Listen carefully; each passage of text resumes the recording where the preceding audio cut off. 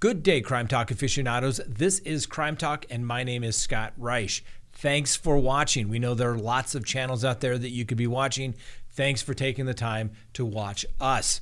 First, if you haven't done so, please hit that subscribe button. And as always, hit that little bell as well so that you receive notifications of when we go live or put up new content. First, what is Laurie Vallo's attorney doing? Now, I have said before that I am not particularly impressed with Mr. Mark Means, Laurie Vallo's attorney. And I'm not doing this just because I don't like the guy. I've never met the guy.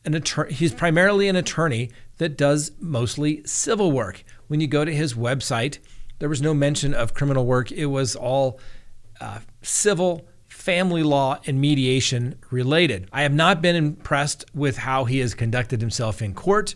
I have not been impressed on the issues that he's brought before the court. Particularly, I was less than impressed with his issue regarding the bond reduction because he somehow thought that his telephone call or calls were recorded by the jail when he was speaking to Laurie Vallo. That has nothing, in fact, to do with one of the considerations that the court has to consider in making a determination of whether bond should be reduced. And frankly, it was a complete waste of time, and I don't think it scored any points for him or his client before the court. The one thing that Mr. Means did was that he waived the preliminary hearing for Laurie Vallo. That was probably the best decision that he has made thus far. And the reason for that was because the attorney for Chad Debell, Mr. Pryor, did a very good job at the preliminary hearing. And I hope, since these two, Means and Pryor, share office space in an office share type situation, that Mr. Pryor told Mr. Means to keep your mouth shut, don't do a thing. Mr. Means, and we've talked about this, has gone on some weird Twitter rants about witnesses need to come forward and he needs more resources, that he can't do it all himself. Well, that's the time that an attorney probably needs to withdraw if he doesn't have the adequate resources in which to zealously and adequately represent his client.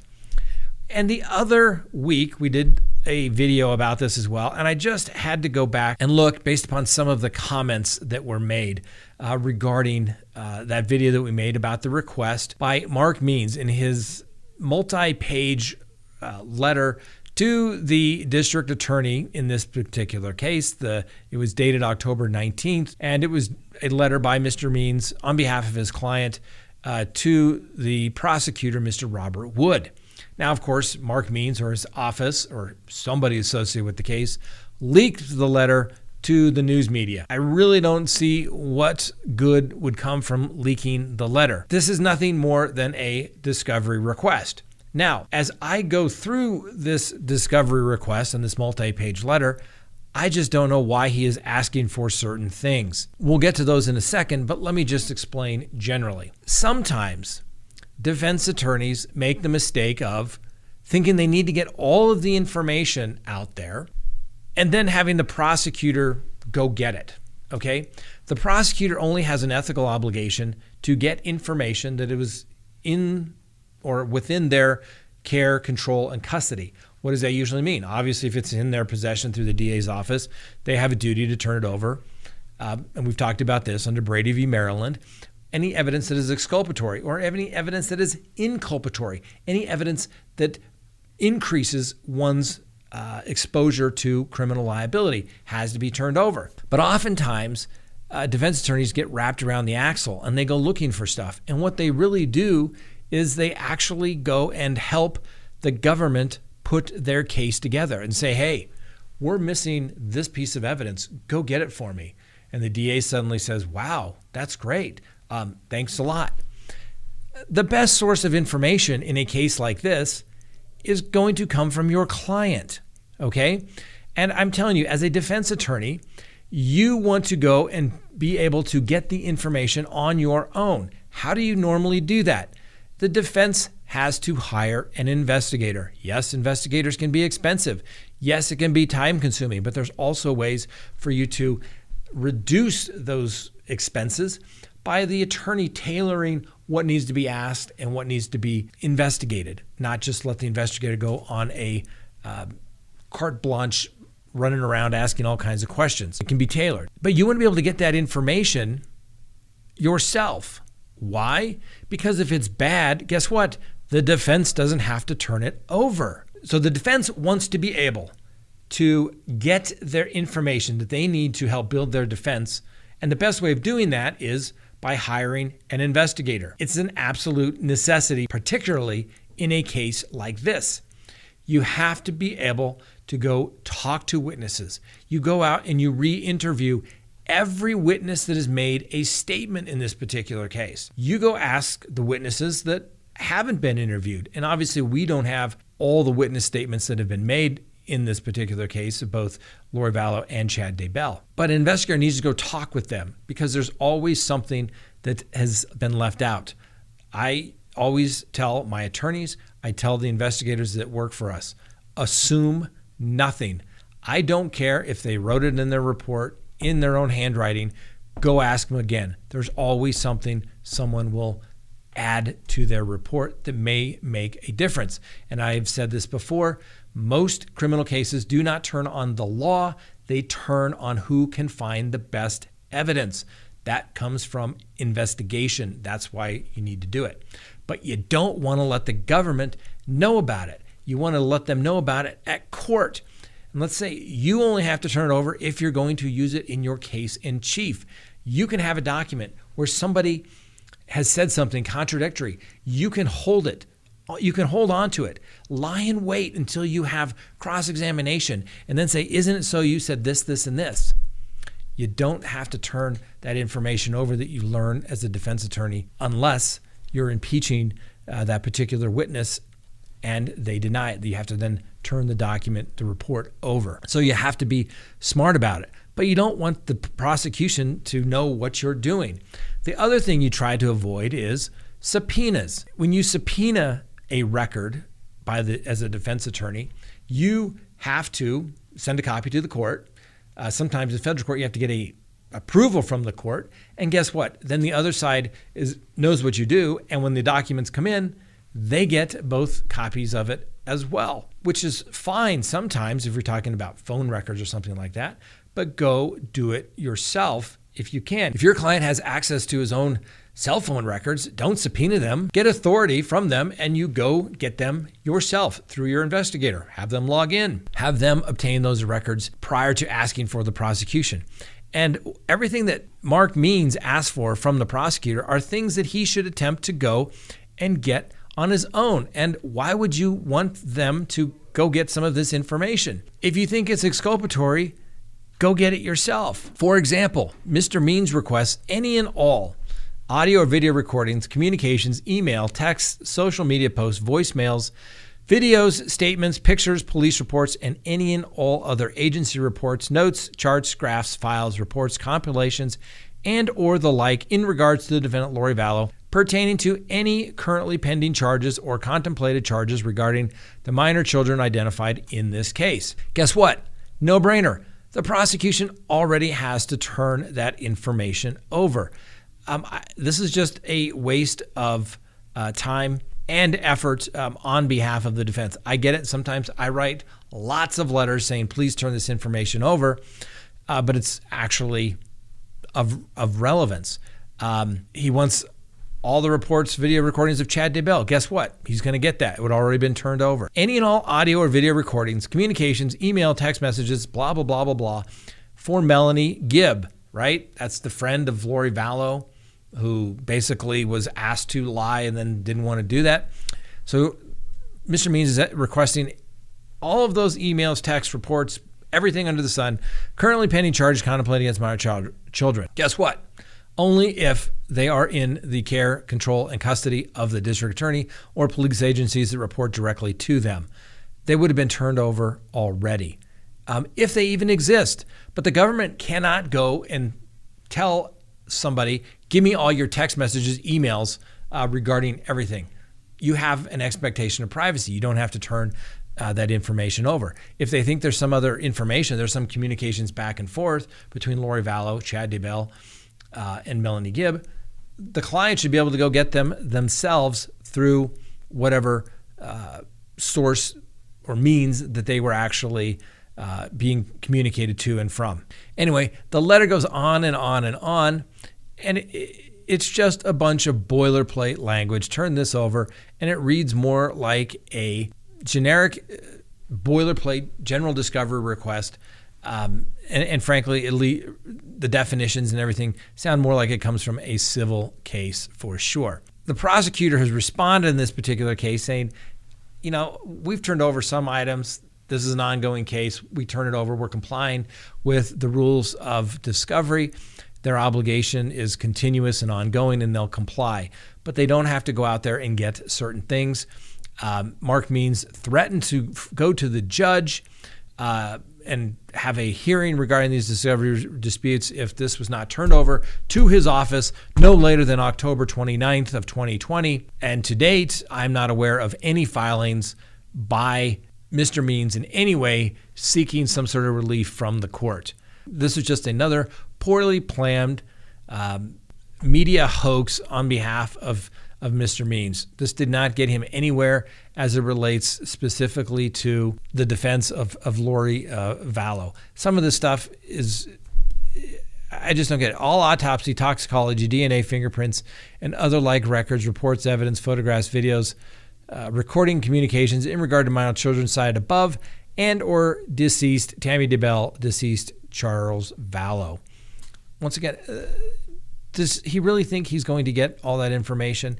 That's not in control of them, and those results will in fact be released, but there's an ongoing investigation. They don't necessarily have to turn those over. They want all the jailhouse audio and video recordings.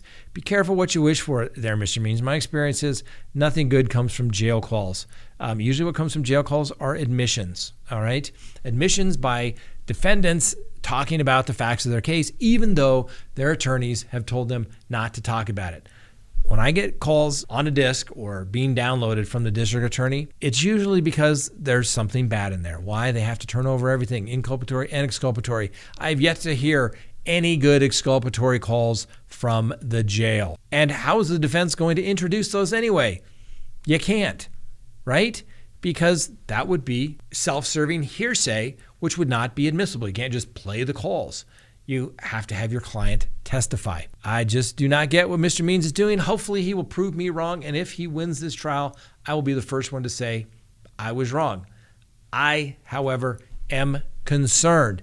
I'm concerned about the record. I'm concerned that if there is in fact a conviction, that there will be post-conviction matters, and it will include issues related to the effective assistance of counsel. Not the duty of the defense or the court to raise those issues, because everyone is entitled to a lawyer of their choice. But I just don't think Mr. Means is up on his game for this particular case and is completely out of his league. Maybe I'm wrong. We'll wait and see. Next on the docket, a man who needs no introduction to the Crime Talk group, family, whatever you'd like to call our channel here. That's right, Chris Watts. He is not following the rules in prison. Apparently, he has been written up. And wait what you hear what he has been written up for. Apparently, Mr. Watts was interviewed by the prison personnel regarding items found in another inmate's cell.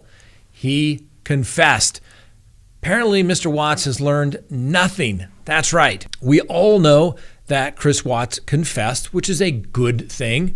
And it ultimately led to his guilty plea, which is bulletproof. It is rock solid. It is not going to be vacated in any way. I am very confident about that. It would appear as though Christopher Watts has befriended a fellow inmate by the name of Dylan Talman. And a search was done of Mr. Talman's cell, and it turns out that he had some personal property items in his cell that were supposedly that of Mr. Chris Watts. The allegations were that Mr. Watts' underwear, his petroleum jelly, some assorted toiletries, and a book were found in Mr. Talman's cell. And of course, the good correctional officers had to conduct their investigation because, let's face it, you have to have good order and discipline in a prison. Otherwise, you will have chaos. So when Christopher Watts, inmate number 674796, was questioned by the sergeant, He stated that the boxers that were labeled with his name were found in inmate Talman's room. Inmate Watts admitted to giving inmate Talman his own personal books, hygiene products from Canteen, which included a toothbrush, petroleum jelly, shampoo, as well as soap. There was also some coffee and his own personal fruit of the Loom boxers. Watts also admitted to calling inmate Talman's mom, having Watts' parents message or somehow text Talman's mom and his girlfriend. Now, it's against the rules for inmates to allow others to make telephone calls for other inmates. Apparently, inmate Watts, number 674796, said that he was aware of those rules, that he cannot give inmate his property, and that he didn't have permission to give away those items. Prison can be a strange and funny thing. Now, I have never been to prison other than to visit clients, but I have heard stories. Now, oftentimes people trade things back and forth, but they can't do that. And so the question is, was Chris Watts doing these favors by giving Mr. Talman?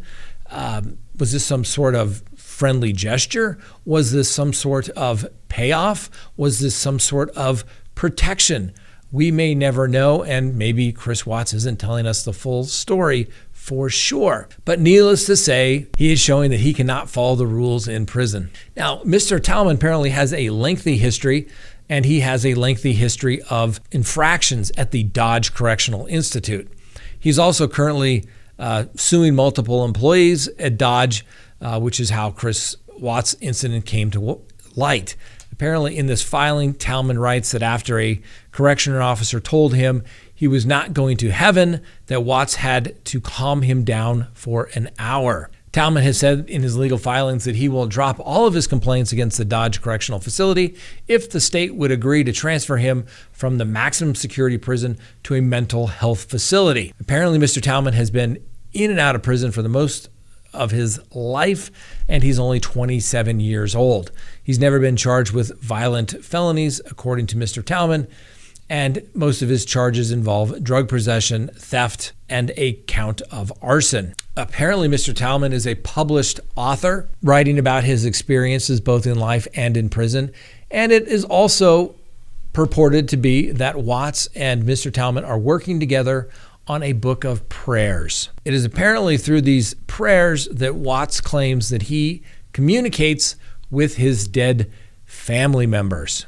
Although both inmates were punished for this unauthorized transfer of property, Watts lost his phone privileges for 2 weeks, and he was banned from purchasing goods at the canteen for 30 days. Although Mr. Talman was also punished and received a greater punishment, it's not exactly stated exactly what his punishment was, but needless to say, it probably included loss of phone privileges and no canteen. For those who don't know what the canteen is, it's basically the store. That's where inmates can buy cookies, candy, ramen noodle soups, anything to make their life a little more comfortable than the 3 meals that they're given by the state. And that canteen can be worth its weight in gold, so not being able to have it, to make orders, or to possess it can make 30 days go by rather slowly. Although Mr. Watts has a lifetime of days going by slowly, so what's 30 days at this point? Next on the docket, kind of a theme developing here, Suzanne Morphew. That's right, the mother from Salida, Colorado that went missing on Mother's Day of this year. 6 months has passed since her disappearance, and the police are no closer to finding her remains, finding her, or charging someone related to the disappearance. We've talked about this before. The Fotos Doulos case is kind of the exception to the rule, where somebody actually charges a homicide case even though they do not have the body to say that somebody's actually dead. Why? Because the prosecutor has to be able to show that somebody who is the named victim is in fact deceased and they didn't just run away. That's why the Fotos Doulos case was an exception to the rule that you need a body. Obviously, the prosecutors here in Colorado have no one that has risen to the level of a suspect where they believe they have probable cause to obtain an affidavit for an arrest warrant.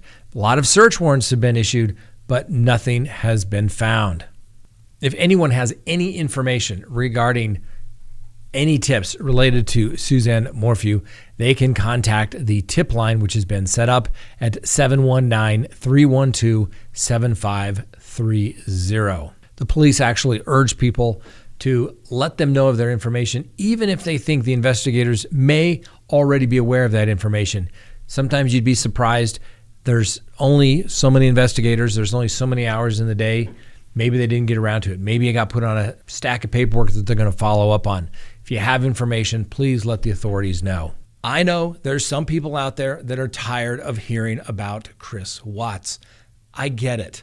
But we've got one more Chris Watts story. Now, remember what I have said regarding the 12 undeniable truths of life from a criminal defense attorney? Yes. Rule number 1, it's always about the money. And when they say it's not about the money, then you know it's about the money. Well, take a listen to this story.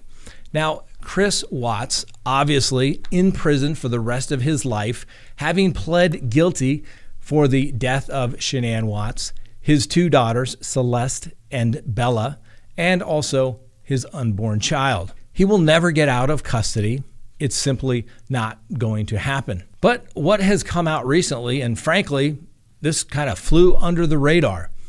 Chris Watts, while working at Anadarko Petroleum, signed up as part of his employee benefit plan for life insurance.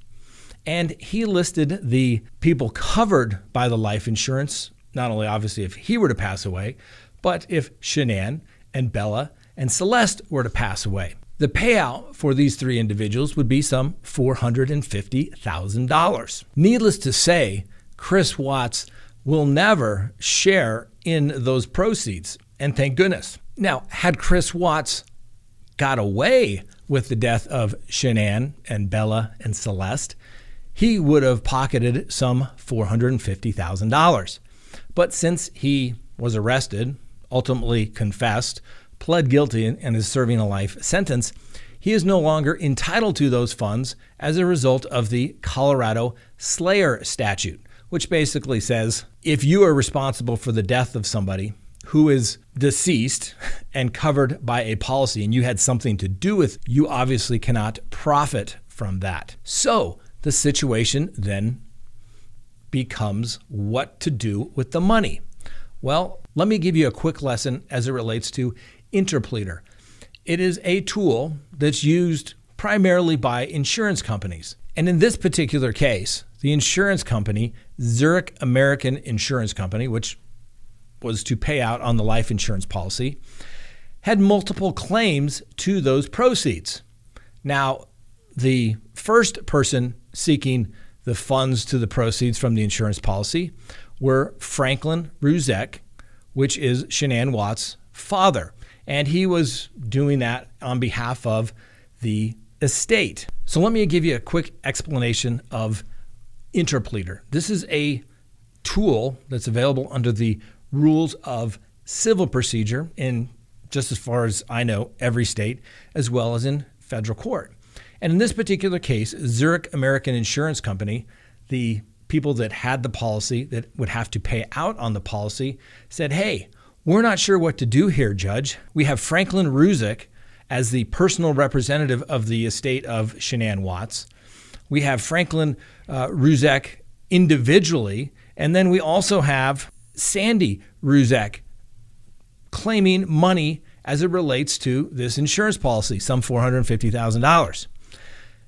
To make things even more complicated, then you have Ronnie and Cindy Watts, who are obviously Chris Watts' parents, saying, no, we're entitled to that money. So the insurance company says, hey, hold on. We understand that we have this money and we have to pay it to someone. We're willing to pay it, but it's not our job or our responsibility to decide who gets the money. So Zurich American Insurance Company filed this interpleader action. They list everybody who's making a claim to these monies and list them as a defendant. And then it is upon the court ultimately to decide who gets money and in what amounts, if any. Now, of course, that doesn't assume that the parties can reach a settlement, which you can do at any time. And you'll hear as the story develops here, that's what took place. There's a lot of interesting issues that come in as it relates to this interpleader action. First, we talked about the Slayer statute, which says if you're responsible for the death of somebody, you can't then profit from their death by collecting insurance proceeds. Makes a lot of sense. Well, then who would it then go to? The first thought would be that it would go to Shanann Watts, Christopher Watts' wife. But she obviously predeceased him, and she predeceased the children. Now, sometimes in insurance policy cases, it can become very tricky, and I've seen it, for example, in plane crash cases as to who passes away first, particularly if somebody doesn't have a will, where does it go? Now, normally, the beneficiary of the policy would have been Christopher Watts. Had his family died of natural causes in a horrible accident, he would have gotten the money. But since he was responsible for those, he's not entitled to it per statute. So, since he has no other relatives, i.e. a wife and children, to pass the money on to, then the question goes, would it go to his parents? Then you have the Ruziks saying, oh no, we're entitled to that money because we are the personal representative to the estate, and he should not benefit, or his family should not benefit in any way by receiving these funds. And as I've stated, this is the reason why Zurich filed an interpleader. Now, this matter didn't go very far. The first filings in this case date back to June of this year. And the order regarding dismissal and disbursement of funds was not until September of this year. Now, I'll be honest with you. We follow the Watts case, but we don't follow every courthouse to search for records for the Watts case. But in this particular case, it is public record, and we were able to get all of the filings, which are public information.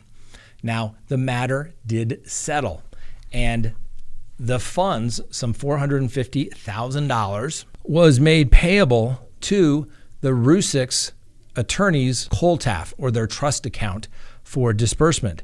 And in the motion for the dismissal and disbursement, the parties state that they have all settled. Now, we don't know because that information doesn't get filed with the court. So it's unclear whether the Ruziks received all of the $450,000 or whether the Watts family, the parents, received any money from this insurance policy at all. I certainly would love to be able to tell you if that happened, but I simply don't know. Then the question becomes, and obviously the families are certainly entitled to do whatever money they want to, but then the question becomes, is it something where they're going to take that money and use it for some sort of nonprofit purpose? Or are they going to simply say, we'll never get our family back, and therefore this is some of the compensation for that? Very interesting story. Didn't even know until a couple of days ago that it was taking place. So as soon as we found out, we brought it to you. Next on the docket, Laurie Vallo and Chad Debell now know when their trial will begin. The new dates are on the calendar for the combined jury trial for Chad Debell and Laurie Valodebel in 2021. As you may recall, the couple was scheduled for separate jury trials until last month when District Judge Stephen Boyce approved a motion by Special Prosecutor Rob Wood to combine the cases. Now, the trial is now scheduled to begin on July 12th. Now, of course, that is subject to change if there's any motions for continuances and if they're granted. Additionally, it's also subject to, are they going to be conducting jury trials in July of 2021? I can tell you where I reside right now, the state has basically stopped doing jury trials at least until January. And unless the cases of COVID go down, I can't see us resuming jury trials anytime soon. However, people in custody have a right to a speedy trial, and you can't just continue it because of a public health crisis. Now, I've done one of the few trials post-COVID, and that was in United States District Court. It worked fine. Yes, the jury was spread out throughout the entire courtroom, not just in the jury box, but it worked well. Now, maybe that's because I got a not guilty on that particular case. Maybe that's why I think it can all be done. If I had lost, maybe I'd want to blame it on the new procedures for COVID. Needless to say, there's going to be a trial short of some sort of guilty plea. Now, that certainly gives the accused in this particular case at least another 8 months to stew about what's going to happen to them. And that can be one of the biggest factors that makes somebody want to enter into a plea disposition. People like certainty. Uncertainty scares people. And when people get scared, sometimes they don't always make the best decisions, but sometimes they do make decisions. And that could be, give me a deal, let's get on with our lives. No word yet. I could imagine that the special prosecutor, Rob Wood, would probably cut a deal with someone. And if I were a betting man on this one, I would say he would rather have Chad Debell as the flip witness, the witness turn state's witness, because I think they perceive, and they rightfully should, that Laurie Vallo is much more culpable because she obviously did not protect her children. Now, there were a couple of other hearings that were supposed to take place rather shortly, but those have been continued as well. For example, Mr. Pryor, who is Chad Debell's attorney, was scheduled to argue dismissal of the case later in November, and there was supposed to be a hearing regarding a change of venue. That has now been moved to January 6th of 2021. Pryor has argued that Chad Debell cannot obtain a fair trial in the small eastern Idaho town due to the extensive media coverage in this particular case. I'm not sure what the judge will do. I've done high-profile cases in small towns. I had a case a couple years ago up in Telluride where we brought in, I think, close to 800 jurors to try and see if we could get a jury. A lot of people had not heard about the case. Normally what takes place is the judge will say, I will take your motion under advisement. We will wait to see if we cannot select a jury. That's usually when a change of venue is granted. I can tell you in my particular case, the judge granted that change of venue. She moved it to the same judicial district because it involved several counties, and therefore it didn't go through a reassignment that usually takes place. When a judge says, I need a change of venue, it usually goes to the Supreme Court, and the Supreme Court then will designate a location for the trial. All the players remain the same. You just go do it at a different courthouse. Have a great day. Thanks for watching Crime Talk.